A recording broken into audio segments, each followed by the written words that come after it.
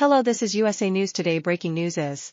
But to the U.S. now in the continuing fallout from President Biden's stumbling debate performance. A new poll by RS partner CBS shows almost 3/4 of registered voters in the U.S. now believe Joe Biden should not be running for the presidency. That's an increase of 9% from February. Among those who don't think he should be running, 86% say the main reason is because of his age. However, the poll also showed that over half of registered Democrats still believe Joe Biden should be the party's nominee.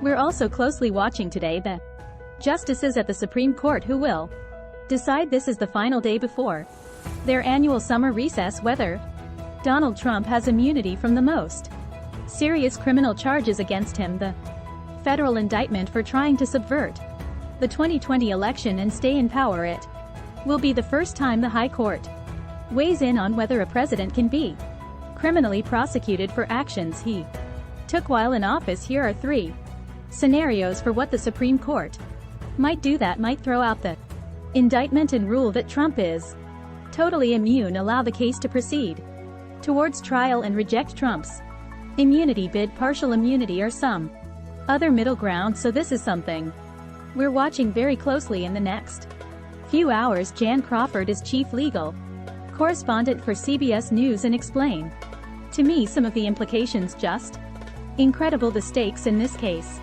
Obviously it's about whether or not Donald Trump can be prosecuted for his actions around January 6th. Remember that riot at the U.S. Capitol allegedly intended to stop Joe Biden from assuming office. He's being prosecuted for that.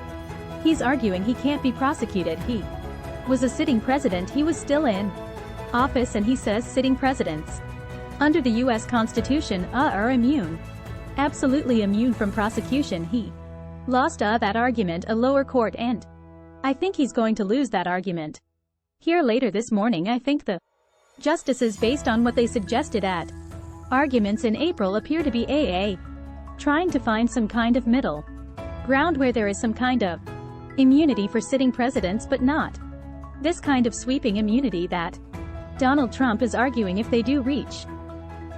Well, the above is today's latest weather information for the local area and surrounding area.